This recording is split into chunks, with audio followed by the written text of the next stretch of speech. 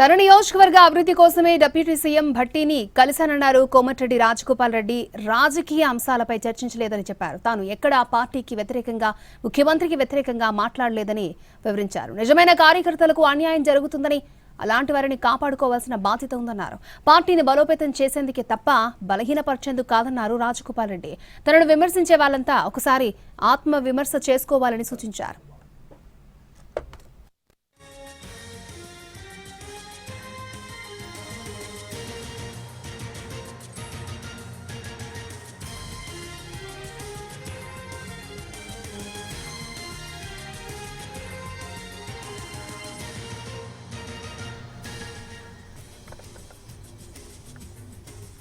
తన నియోజకవర్గ అభివృద్ధి కోసమే deputy CM భట్టిని కలిశానన్నారు Komatireddy Rajagopal Reddy.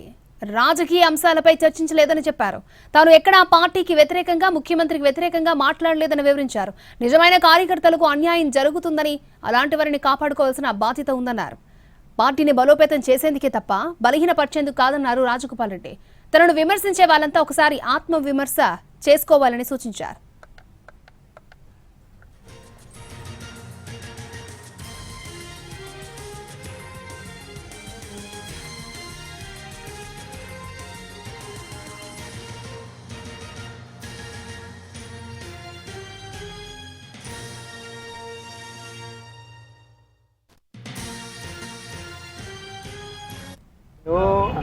Deputy CM Bhatti గారి ఇంటికి వచ్చింది మా నియోజకవర్గ అభివృద్ధి పనులకు సంబంధించి పెండింగ్ బిల్స్ రిలీజ్ చేసేందుకు భట్టి గారి ఇంటికి రావడం జరిగింది. నేను హాల్లోకి ఎంటర్ అయ్యి లోపలికి పోతుంటే అక్కడ కొండ మురళి గారు అక్కడ కూర్చొని ఉన్నారు. బాగున్నారా అన్న అని పలకరించి నేను లోపలికి వెళ్ళిపోయినా. ఆ తర్వాత నా కొండ మురళి పలకరించి పోయిన తర్వాత నేను భట్టి గారితో మాట్లాడినా. ఆ తర్వాత కొండమురళి గారు ఆయన కలిసి వెళ్ళిపోయారు అనుకుంటా. నేను వచ్చిన పని రాజకీయాలకు సంబంధం లేదు. ఈరోజు కొండమురళికి సంబంధం లేదు. మా మునుగోడు నియోజకవర్గానికి సంబంధించిన అభివృద్ధికి సంబంధించిన ఆన్గోయింగ్ వర్క్ సంబంధించిన పెండింగ్ బిల్స్ గతంలో మీ అందరు తెలుసు, అసెంబ్లీలో కూడా మాట్లాడినాం. మా ఎమ్మెల్యే నియోజకవర్గాల్లో పెండింగ్ బిల్స్ కాంట్రాక్టర్లు ఇవ్వకపోతే పనులు ఆగిపోతున్నాయి అని చెప్పి అన్ననా అసెంబ్లీలో. ఆ పెండింగ్ బిల్ల గురించే నేను రావడం జరిగింది తప్పితే నేను రాజకీయంగా గురించి కానీ వేరే అసలు విషయాలు నేను భట్టి గారితో మాట్లాడలేదు. నాకు ఆ పని మీద రాలేదు. అసలు నేను ఎక్కడ కూడా పార్టీకి వ్యతిరేకంగా, ముఖ్యమంత్రికి వ్యతిరేకంగా, ఒక వ్యక్తులకు వ్యతిరేకంగా ఎక్కడ కూడా నేను ఎప్పుడు మాట్లాడలేదు, విమర్శించలేదు. కొన్ని సందర్భాల్లో నిజమైన కాంగ్రెస్ పార్టీ కార్యకర్తలకు అక్కడక్కడ ఎన్నికలప్పుడు వచ్చిన ఇతర పార్టీ వచ్చిన వాళ్ళకు టికెట్లు ఇవ్వడం వల్ల గెలిచిన తర్వాత వాళ్ళు నిజమైన కార్యకర్తలకు, నిజమైన కాంగ్రెస్ పార్టీ గెలిపించిన కార్యకర్తలకు అన్యాయం చేస్తుండ్రు. వాళ్ళని కాపాడుకోవాల్సిన బాధ్యత కాంగ్రెస్ పార్టీ రాష్ట్ర నాయకత్వం మీద, నాలాంటి వ్యక్తుల మీద, అధిష్టానం మీద ఉంది అని చెప్పిన. నెంబర్ 1.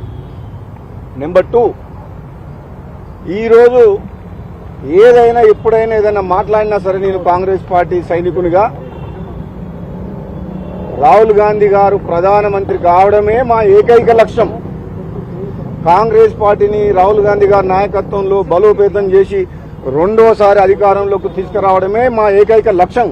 ఆ లక్ష్యం వైపు మేము అడుగులుంటాయి, ఆ విధంగా పనిచేస్తాం.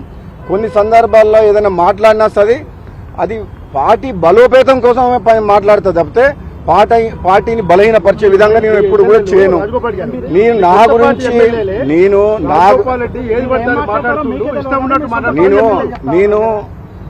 నేను నన్ను విమర్శించిన వ్యక్తులను కానీ, మీడియాకు కానీ ఎవరో ఏదో మాట్లాడిందని చెప్పి దాని మీద నేను రియాక్ట్ కాదలుచుకోలే. నన్ను విమర్శించే వ్యక్తుల స్థాయి, ఎందుకు విమర్శిస్తున్నారో వాళ్ళే ఒకసారి ఆత్మ విమర్శ చేసుకోవాలి. నేను ఒక కాంగ్రెస్ పార్టీ సీనియర్ తెలంగాణ ఉద్యమంలో ఉన్న మనిషిని, ఒక ఎంపీగా, ఎమ్మెల్సీగా, ఎమ్మెల్యేగా 2 పర్యాయాలు పార్లమెంట్ ఇన్ఛార్జిగా ఎంపీ అభ్యర్థులను గెలిపించిన వ్యక్తిని, కష్టకాలంలో టీఆర్ఎస్ పార్టీకి వ్యతిరేకంగా జిల్లా స్థానిక సంస్థలుగా ఎమ్మెల్సీగా పోరాటం చేసిన మనిషిని, 2018లో అతిరథ మహారథులు కాంగ్రెస్ పార్టీ ఓడిపోయినా సరే గెలిచిన ప్రజలు అభిమానించి ఓట్లేసి గెలిపించిన మున్గోడు ఎమ్మెల్యేని, తెలంగాణలో జరుగుతున్న అవినీతి మీద ప్రజాస్వామ్యాన్ని కూని చేసిన, ప్రతిపక్షం లేకుండా చేసిన కేసీఆర్ కు వ్యతిరేకంగా సర్వస్వం దారబోసి ఒక కొట్లాడిన వ్యక్తిని, నా గురించి మాట్లాడే వ్యక్తులు వాళ్ళు ఆత్మ విమర్శ చేసుకోవాలి. రాజగోపాల్ రెడ్డి ఏందని, రాజగోపాల్ రెడ్డి ప్రతి క్షణం ప్రతి నిమిషం తెలంగాణ ప్రజల కోసం, పేద ప్రజల కోసం, నియోజకవర్గం తెలంగాణ అభివృద్ధి కోసం మాట్లాడే వ్యక్తిని, అవినీతి కోసం తాపత్రయ వ్యక్తిని, మానవతా దృక్పథంతో ఎంతో మంది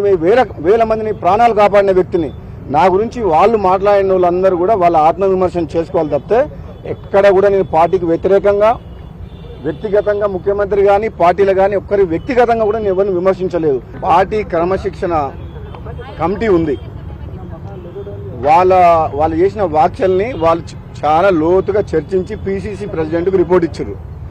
పిసిసి ప్రెసిడెంట్ అధిష్టానానికి రిపోర్ట్ పంపిస్తారు, వాళ్ళు సీనియర్ లీడర్లు కాబట్టి. అధిష్టానం నిర్ణయమే ఫైనల్ అని చెప్పి ముఖ్యమంత్రి రేవంత్ రెడ్డి గారు చెప్పిండ్రు. ఆయన మాటే నా మాట, ఇది ఎవరు మేము మాట్లాడేది కాదు, మేము కామెంట్ చేయకూడదు. ఇది థ్యాంక్ యూ.